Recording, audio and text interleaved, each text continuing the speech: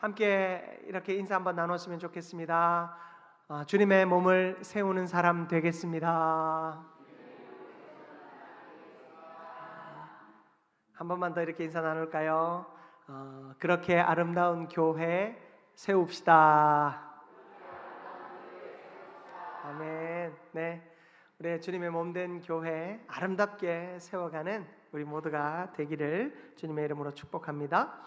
오늘은 에베소서 말씀을 통해서 그리스도의 몸을 세우는 은혜의 직분이라는 제목으로 말씀 전하겠습니다. 여러분, 아주 대화가 미켈란젤로를 아마 기억하실 것입니다. 이 미켈란젤로는 시스티나 성당 천장에다가 자신의 일생의 역작들을 많이 남겼습니다.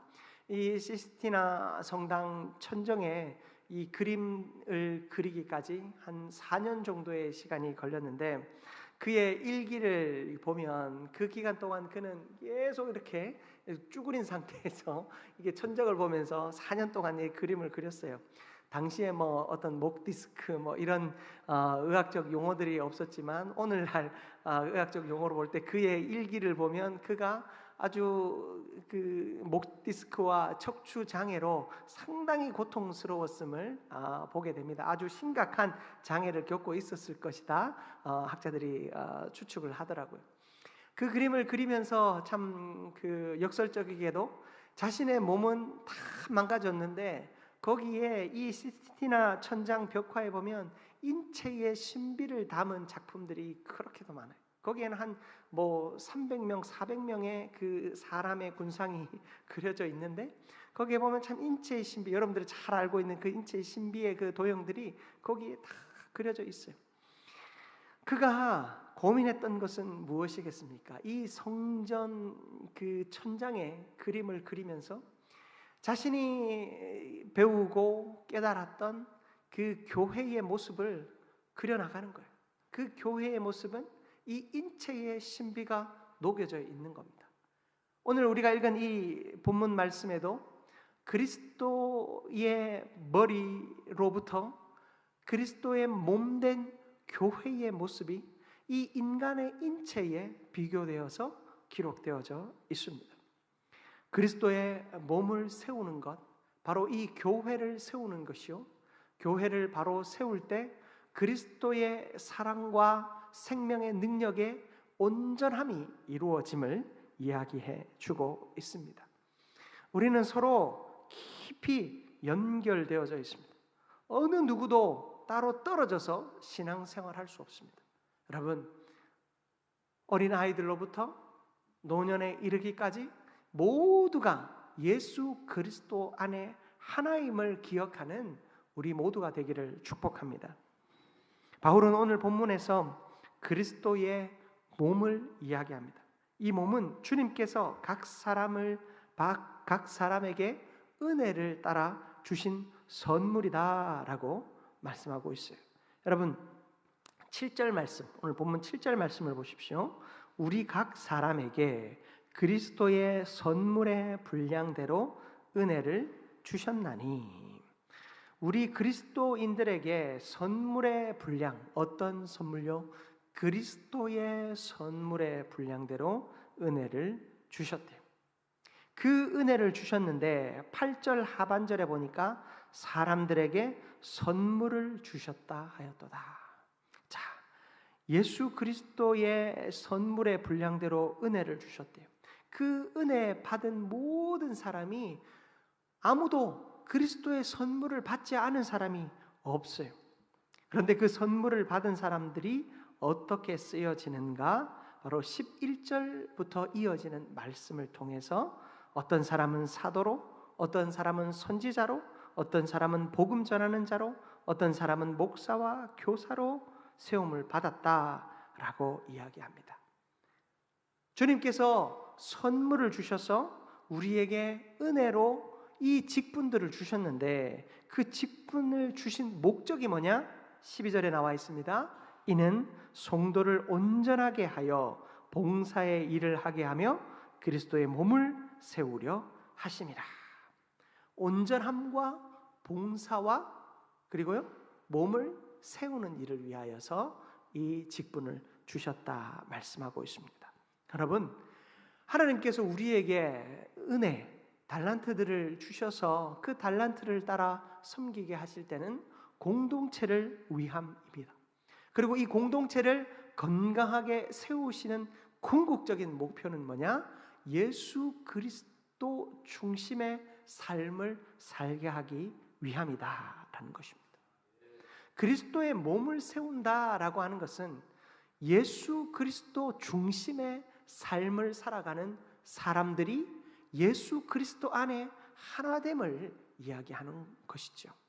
여러분, 예수 그리스도가 우리의 삶의 주인이 될 때, 예수 그리스도가 우리의 삶을 이끌어갈 때 우리는 불가능한 일을 이룰 수 있습니다. 여러분들, 누구를 위해 죽을 수 있습니까? 누구를 위해 십자가에 달릴 수 있습니까? 우리의 상식으로, 우리의 각오로 할 수 없는 일들이 예수 그리스도가 내 마음의 중심이 되어 주실 때, 내가 예수 그리스도 안에 판단하고 예수 그리스도 안에 생각하며 예수 그리스도 안에 실행할 때 그 모든 것이 가능하게 된다라는 것입니다. 그러므로 예수 그리스도 안에 우리는 불가능함이 없는 자들입니다. 그러므로 처음부터 두려워하지 마시기 바랍니다. 우리가 두려워하는 이유는 예수 그리스도를 온전히 바라보지 못하기 때문입니다. 예수 그리스도께 집중하지 못하면 우리는 두려울 수밖에 없습니다. 왜요? 우리 인간의 능력과 나의 경험에 집중하기 때문입니다. 여러분, 우리가 두려워하지 않아야 되는 이유가 분명하기에 예수 그리스도를 위하여 예수 그리스도 안에 예수 그리스도 중심의 신앙생활을 해야 합니다. 여러분, 이것이 바로 오늘 본문이 말씀하고 있는 그리스도의 몸을 세우는 일인 줄 믿습니다. 여러분, 교회 공동체 안에 이렇게 주의 몸을, 그리스도의 몸을 온전히 세움으로 두려움 없이 주의 맡겨주신 직무 잘 감당하는 우리 모두가 되기를 주님의 이름으로 축복합니다. 첫 번째로 우리가 이 본문을 통해 살펴볼 것은 그리스도께서 주신 은혜는 공동체를 위한 것이다 라는 사실이에요. 여러분, 우리에게 은혜 주셨을 때 그 은혜는 공동체를 위하여 주신 것입니다. 제가 성령의 은사를 설교할 때 여러분에게 한번 설명드린 적이 있습니다. 성령의 은사는 공동체를 위하여 주신 것이죠. 내가 아무리 방언의 능력이 있다고 해서, 오늘 우리 태호 권사님 여기서 기도하셨는데 권사님이 막 방언으로 기도하시면 여러분들 그 기도가 은혜가 될까요? 제가 어린 시절 아니죠. 대학생 때 그 친구, 이제 그 대학교 동창인 이 친구 어머니가 기도원을 운영하셨어요. 이 기도원, 이제 그 시내 안에 있는 기도원, 이제 기도처소이기도 하죠. 이제 어머니가 아주 장군 같으신데 그 기도원 안에 집이 있어서 친구 집에 놀러 갔다가 이제 그 어머니가 갑자기 저를 부르시더니 앉아봐라 하면서 막 저한테 기도를 해주시는 거예요. 손에 제 머리에 안수하고 막 기도해 주시는데 어떻게 기도해 주셨게요? 방언으로 막 기도해 주시는데 저는 사실 무슨 뜻인지 몰랐습니다. 그런데 어머니가 저한테 물으시더라고요. 너는 무슨 뜻인 줄 알지? 하시면서 차마 모르겠습니다 말을 못하고 예 하고는 그랬더니 갈 때마다 방언으로 기도해 주시더라고요. 근데 사실 어머니는 저를 위해서 축복해 주셨지만 제가 그 기도가 무슨 뜻인지 몰라가지고 그 기도가 사실은 당장은 은혜가 안 되더라고요. 고린도 교회 가운데 성령의 은사가 아주 강력하게 임했습니다. 어떤 이들은 예언하는 은사도 받고 방언하는 은사도 받고 별의별 은사들을 교회에 있는 사람들이 다 받은 거예요. 그런데 대표 기도를 세워놨더니, 실제로 이 고린도전서의 이야기입니다. 실제로 사람들을 세워놨더니 앞에서 방언 기도를 막 하는 겁니다. 또 앞에서 뭔가 성경을 읽을 기회를 줬더니 성경을 읽고는 막 예언을 막 하는 겁니다. 거기에 아무개, 오늘날로 치면 아무개 집사님 내일 뭐 무슨 일이 있을 거라고 막 그런 이야기들을 하면서 교회 안에 엄청난 혼란이 일어나기 시작한 거예요. 성령이 은사를 주실 때는 공동체를 세우기 위해서 은사를 주셨는데 그 은사를 남발함으로써 어때요? 공동체가 무너지기 시작한 거예요.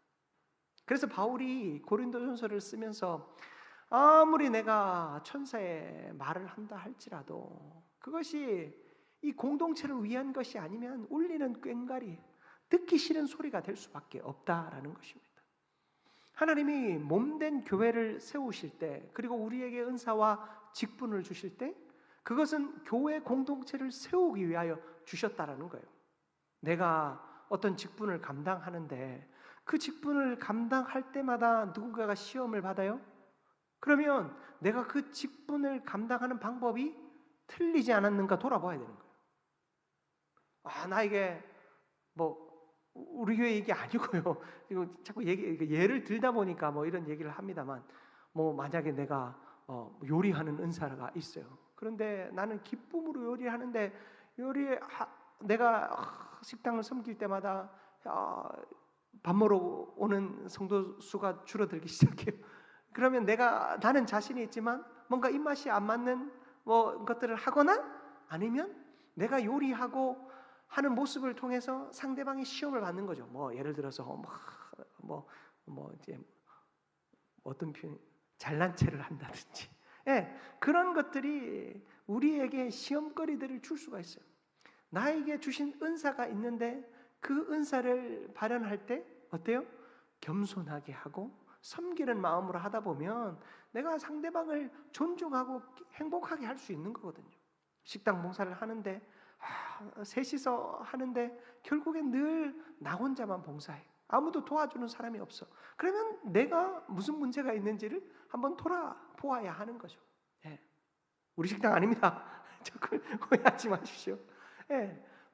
교회 안에 그런 일들 다양하게, 식당뿐만이 아니고 교사로 섬길 때, 안내할 때, 청소할 때, 찬양할 때, 여러분 그런 일들이 필비재한 이유가 뭐냐면 섬기는 일이 공동체를 위해, 교회를 위해, 그리스도의 몸을 세우기 위해 하는 것임을 내가 잊어버리니까 자꾸 그런 일이 생기는 겁니다. 여러분, 공동체를 위해 하십시오.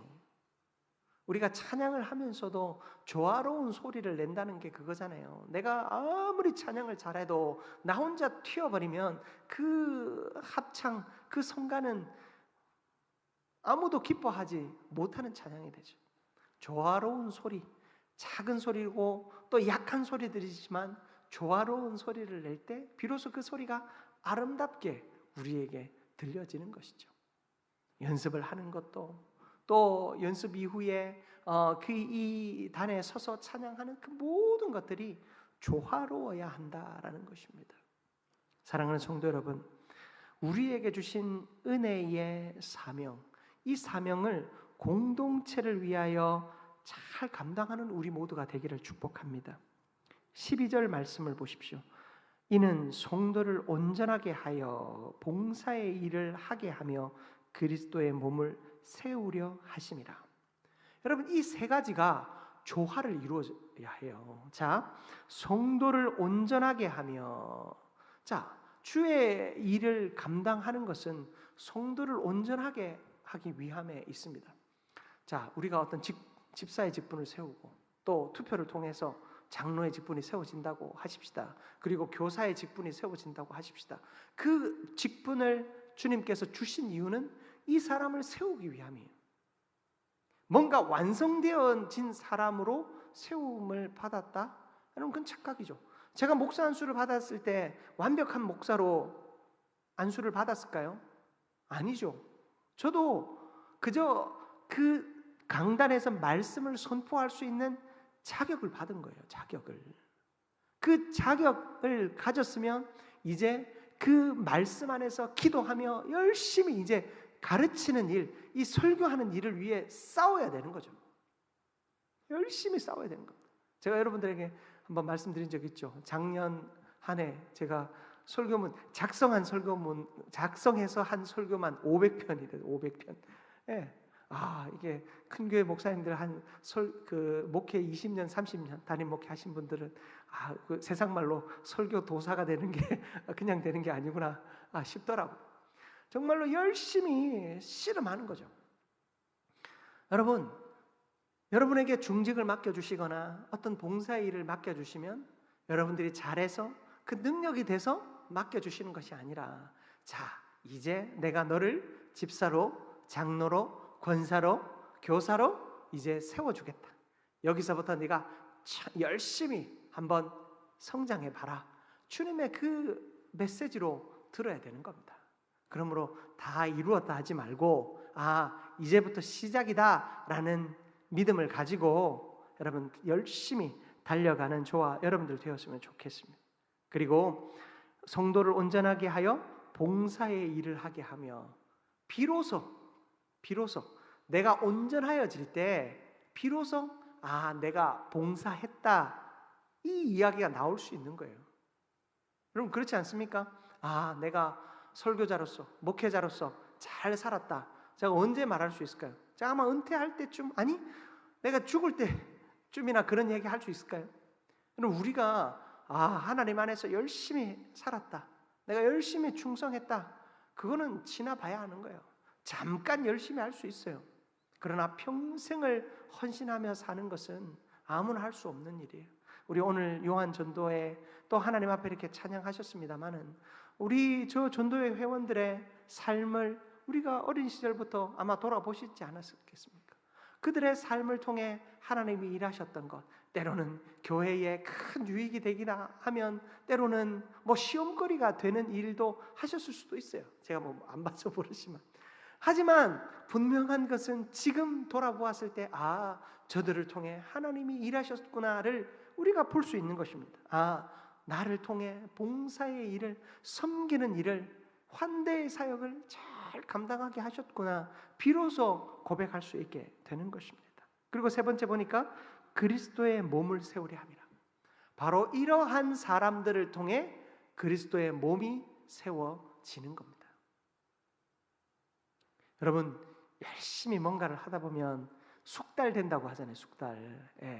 몸이 기억한다, 그런 거 얘기하잖아요. 내 손이 기억하고, 내 다리가 기억하고, 내 감각이 기억하는 일들이 있습니다. 그것을 계속해서 반복할 때 그런 감각이 생기죠. 우리가 그리스도의 몸을 세운다라는 것은 바로 그 감각을 세우는 일입니다.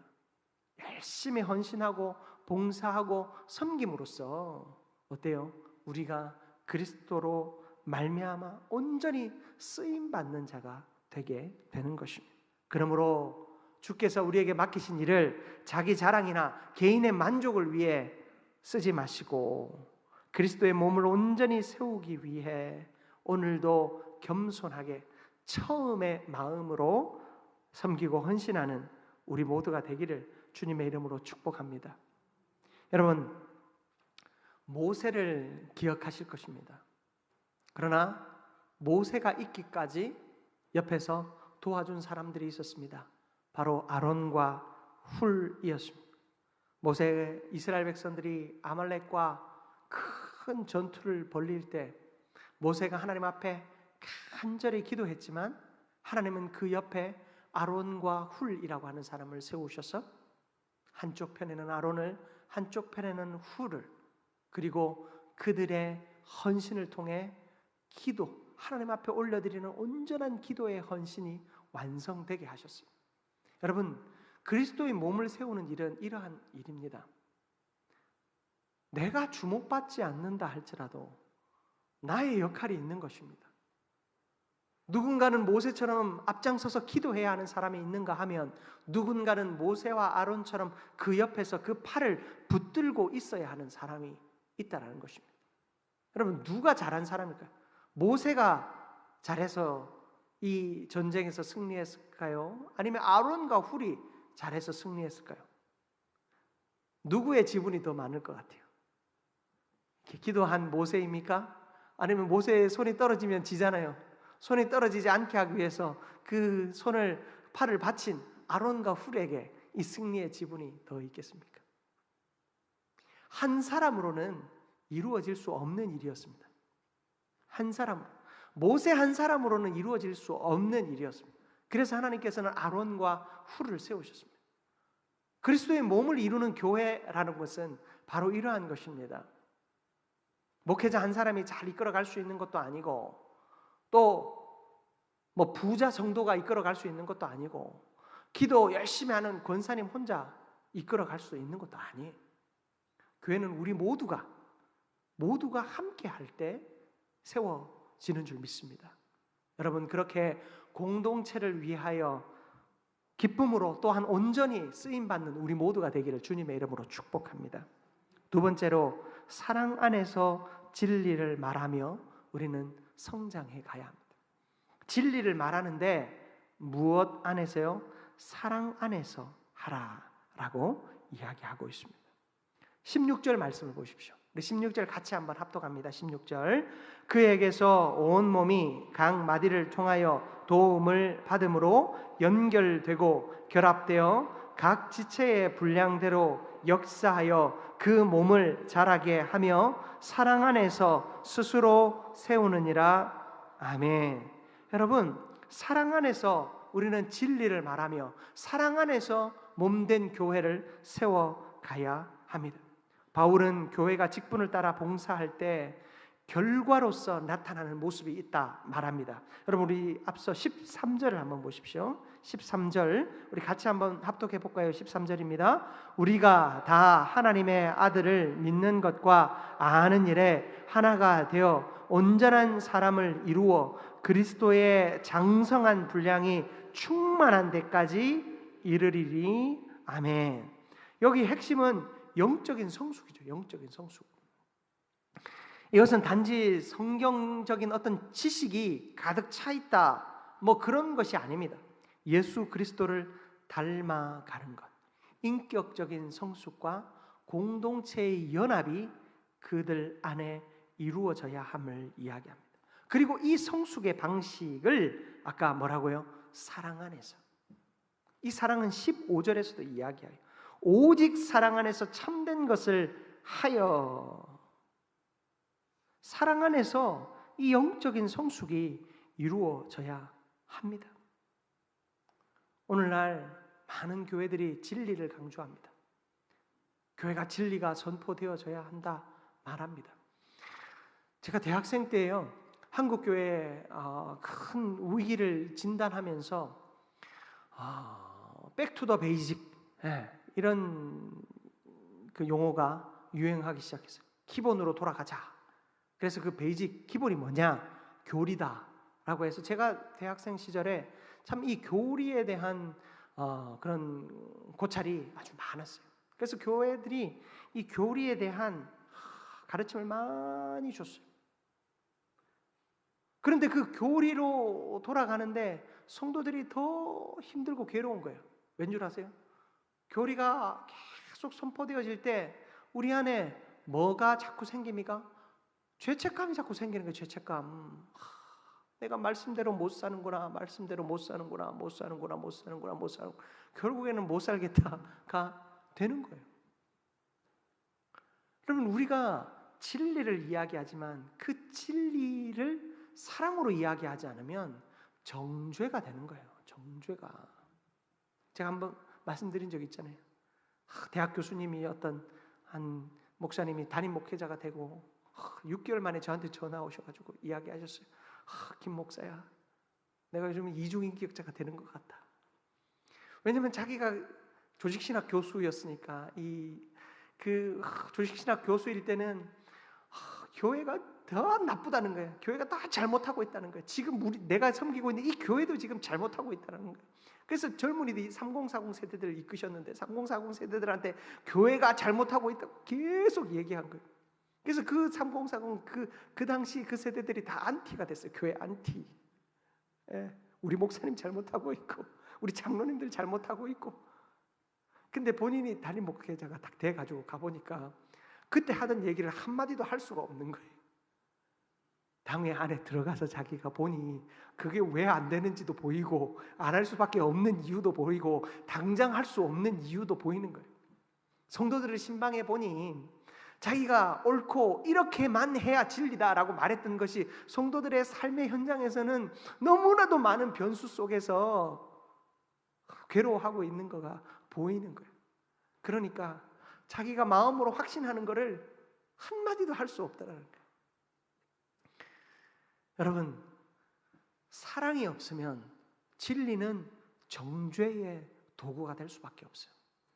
우리가 아무리 성경을 읽어도, 아무리 말씀을 읽어도 이 말씀 때문에 죄책감만 들면 거기서 우리는 한 걸음도 나아갈 수 없는 거죠.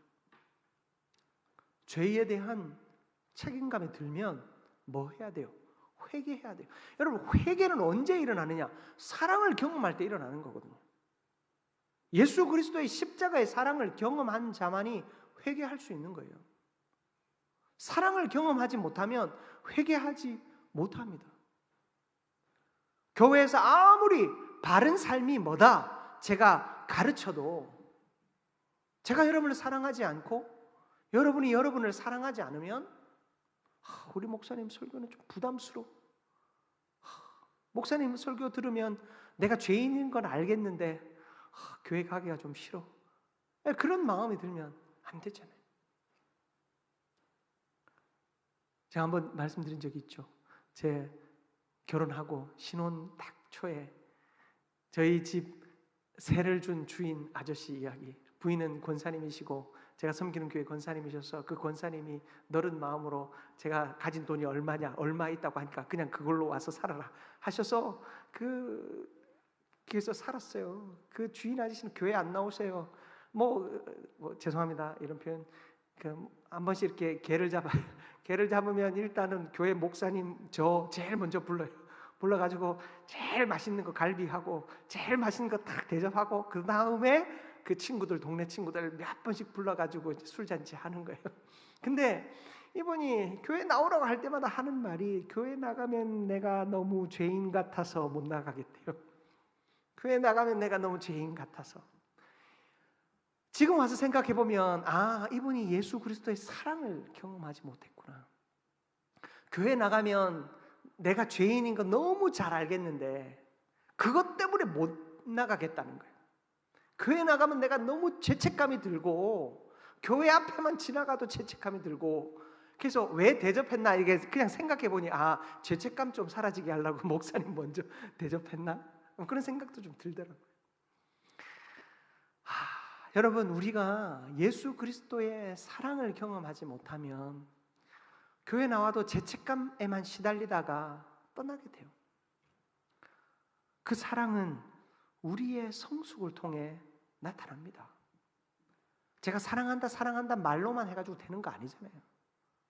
여러분, 우리의 신앙의 성숙, 바로 오늘 오전 예배 때 여러분에게 말씀드린 삶으로 증명되는 그 신앙 생활을 통해서 사랑이 보여지고 깨달아지고 사라지는 거거든요.